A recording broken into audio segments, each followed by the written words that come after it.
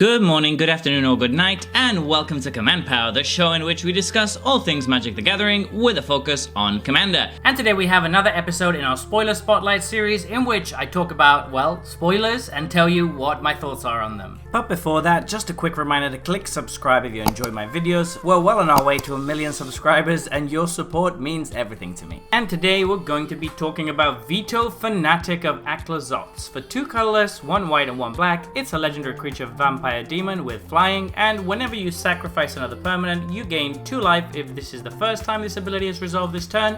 If it's the second time, each opponent loses 2 life, and if it's the third time, create a 4/3 white and black vampire demon creature token with flying. So this is a really interesting card. I like that the triggers are capped to just 3. Basically, every trigger after the third is not really going to do anything at all, but it's a super powerful aristocrats commander, no doubt. So black and white already has a wealth of aristocrat cards, and this is just a great new addition to that deck. The first trigger is not that interesting. Getting just 2 life isn't really going to do that much, but the second trigger is a 6-point life swing. That's actually going to get out of hand very quickly if you have instant speed ways to do this during your opponent's turn, and you absolutely should if you're playing this deck. The final trigger is where it gets really good because you're getting a free body that you can then sacrifice to your other aristocrat effects, so it's kind of easy to keep the ball rolling once you start getting there with this. Now, what does this card synergize with and what decks does it want to be in? Well, obviously it has great synergy with aristocrats decks, as we've mentioned, so anything that's going to be sacrificing your stuff at instant speed and without costing mana is going to be great. Yeheni and Carrion Feeder are 2 great examples of that are going to be very good in this deck. They allow you to get some value and some synergy off of sacrificing your stuff at any time. Other cards that are very good at sacrificing at instant speed are typical cards such as Phyrexian Altar and Ashnod's Altar. They're obviously a little bit better during your turn since you're then able to cast sorcery speed spells, but it's still nice to have them be able to be used at instant speed during any opponent's turn too. Where I think this gets even more interesting is when we move out of normal aristocrat synergies. So this actually works very well with treasure tokens, for example. It's absolutely insane with treasures because if you sacrifice a treasure, that counts as the permanent being sacrificed. That means that it's incredibly easy to turn this on if you have any kind of treasure engine going, and would you look at that, Pitiless Plunderer is a card that fits in aristocrats decks and is going to be pumping out treasures very easily. So it's a good thing that these triggers from Vito are capped at 3 per turn, because otherwise this was going to be really insane. Apart from treasures, any of the other tokens that allow you to sacrifice them are pretty good as well. So blood tokens, clue tokens, and food tokens are all going to work very nicely. The new map tokens are also going to be very decent with this, so all of those kind of effects are going to work really well. The other thing to note is that it's any permanent. It really counts any permanent whatsoever, so having fetch lands is going to be very good in this deck. Even cheap regular lands like Terramorphic Expense that are going to come in tapped are still going to net you a trigger off of Vito and can be done at instant speed, so they're very strong in this deck and you should probably run as many of those as you can. Tokens that sacrifice themselves also become very good in this deck, so something like Eldrazi Spawn are obviously very good because they're going to be able to sacrifice a mana at instant speed and they're still going to trigger Vito. This just seems very